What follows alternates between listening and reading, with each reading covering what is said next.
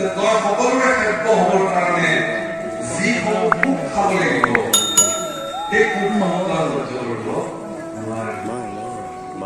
আৰু সেইকাৰণে গোটেই জীৱন কয় এই পোক খাই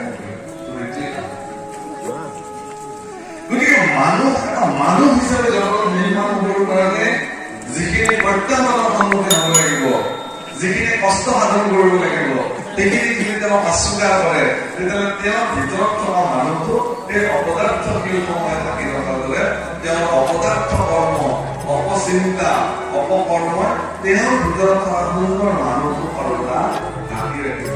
সুন্দৰ মানুহটো ভাগৱত শাস্ত্ৰৰ প্ৰতিটো বাক্যই তেওঁলোকে আগৰ প্ৰচণ্ড হাতুৰিৰ কোণ, যাক পঢ়িব নোৱাৰিলে মানুহ মনুষ্য হৈ নিজৰ নিৰ্মাণ কৰে। মহাৰাজ পৰীক্ষিতৰ দৰে পৰম প্ৰতাপীয় প্ৰবল ৰজা প্ৰতিটো হাতুৰিৰ কোবৰ দ্বাৰা ভাগৱতৰ প্ৰতিটো মন্ত্ৰই তেওঁ দিনে সুন্দৰ মানুহ নিৰ্মাণ আৰু সেই পৰম্পৰা আজিও অব্যাহত আছে। নহ'লে আপোনালোকে নৱপৰীয়া ৰাইজে আগৰ মানসিকতা হাতুৰি খাবৰ কাৰণে আপোনালোকে এই আয়োজন কৰিছে, যাতে ভাগৱতৰ প্ৰতিটো তত্ত্ব প্ৰতিটো কথাই আমাক মানুহ হ'বৰ কাৰণে শিকায়।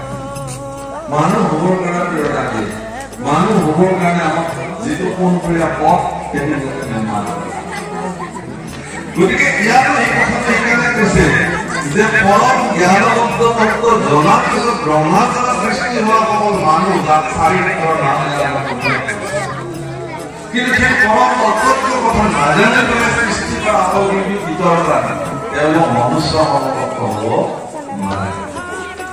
আপোনালোকৰ মুহূৰ্তৰে আমি সংসাৰ পাতি ল'ৰা ছোৱালী জন্ম দিছোঁ, কিন্তু আমি যদি সংসাৰ তত্ত্ব নাজানোকে যদি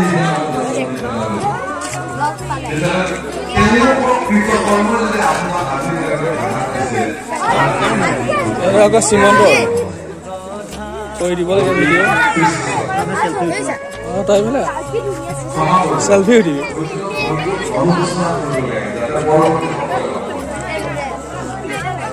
মই মোৰ ইউটিউব চেনেলৰ জৰিয়তে মই এটা ভিডিঅ' কৰিব